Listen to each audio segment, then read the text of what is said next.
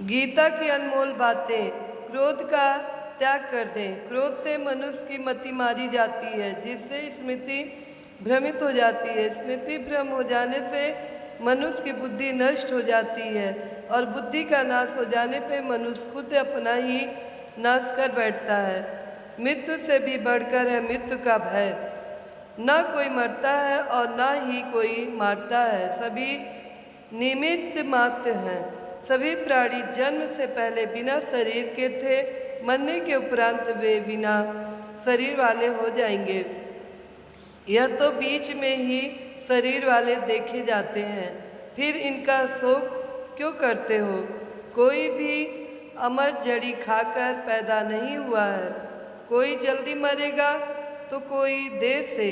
मृत्यु का भय मत पालो, मरना तो सभी को एक ना एक दिन है। जिसने जन्म लिया है उसकी मृत्यु तय है। आत्मा अजर अमर है। आत्मा को न शस्त्र काट सकते हैं, न आग उसे जला सकती है, न पानी उसे भिगो सकता है, न हवा उसे सुखा सकती है। जो लोग यह मानते हैं कि मरता सिर्फ शरीर है, आत्मा नहीं, मेरे अपने जो मर गए असल में वे मरे नहीं हैं। उन्होंने तो देह छोड़ी है, वे कहीं और जन्म लेंगे। ऐसे लोग ही सच्चा मार्ग ढूंढ लेते हैं। कोई हमारा अपना नहीं है। गीता में श्री कृष्ण अर्जुन से कहते हैं कि हे अर्जुन, तेरे और मेरे कितने ही जन्म हो चुके हैं। आज जिसे तू अपना समझ रहा है वह पूर्व जन्म में तेरे नहीं थे। मेरे और तेरे बहुत से जन्म हो चुके हैं। मैं उन सभी जन्मों के बारे में जानता हूँ, लेकिन तू नहीं जानता। कर्म करो, फल की चिंता मत करो। कर्म पर ही तुम्हारा अधिकार है, लेकिन कर्म के फलों में कभी नहीं। इसलिए कर्म को फल के लिए मत करो, और न ही काम करने में तुम्हारी आसक्ति हो। मन अपने बस में है। जो जितेंद्रिय एवं विशुद्ध अंतकरण वाला है, और संपूर्ण प्राणियों का आत्मरूप परमात्मा ही जिसका आत्मा है, ऐसा कर्मयोगी कर्म करता हुआ भी लिप्त नहीं होता। कर्मों में कुशलता को ही योग कहते हैं। नरक का द्वार।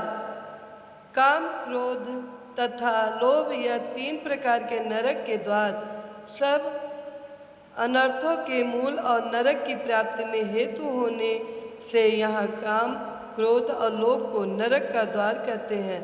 आत्मा का नाश करने वाले अर्थात उसको अधोगति में ले जाने वाले हैं। अतएव इन 3 को त्याग देना चाहिए। व्यर्थ की चिंता छोड़ वर्तमान में जियो। क्यों व्यर्थ की चिंता करते हो? किसके व्यर्थ डरते हो? कौन तुम्हें मार सकता है? आत्मा न पैदा होती है न मरती है। जो हुआ वह अच्छा हुआ, जो हो रहा है वह अच्छा हो रहा है, जो होगा वह भी अच्छा ही होगा। तुम भूत का पश्चाताप ना करो, भविष्य की चिंता करो। वर्तमान चल रहा है। मोह ही दुख का कारण है। तुम्हारा क्या गया है जो तुम रोते हो? तुम क्या लाए थे जो तुमने खो दिया? तुमने क्या पैदा किया था जो नाश हो गया? ना तुम कुछ लेकर आए, जो लिया यहीं से लिया, जो दिया यहीं पर दिया। खाली हाथ आए और खाली हाथ चले जाओगे। जो आज तुम्हारा है कल और किसी का था, परसों किसी और का होगा। तुम इसे अपना समझकर मग्न हो रहे हो। बस यही प्रसन्नता तुम्हारे दुखों का कारण है। परिवर्तन को समझो और उसके साथ रहो। परिवर्तन संसार का नियम है। जिसे तुम मृत्यु समझते हो वही तो जीवन है।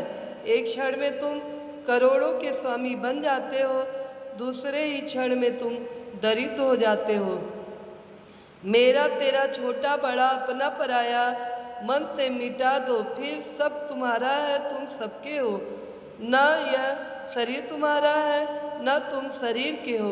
यह अग्नि जल वायु पृथ्वी आकाश से बना है और इसी में मिल जाएगा, परंतु आत्मा स्थिर है। फिर तुम क्या हो? धर्म की शरण में रहो। यदि तुम खुद कुछ नहीं कर सकते हो तो श्री कृष्ण कहते हैं कि तुम अपने आप को भगवान को अर्पित करो। यही सबसे उत्तम सहारा है। जो इसके सहारे को जानता है वह भय, चिंता व शोक से सर्वदा मुक्त है। जो कुछ भी तू करता है उसे भगवान को अर्पण करता चल। ऐसा करने से सदा जीवन मुक्त का आनंद अनुभव करेगा। सारे धर्मों का त्याग कर मेरी शरण में हो जाओ। सर्वधर्म परित्यज्य मामेक शरण ब्रज। विश्वास मनुष्य अपने विश्वास से निर्मित होता है।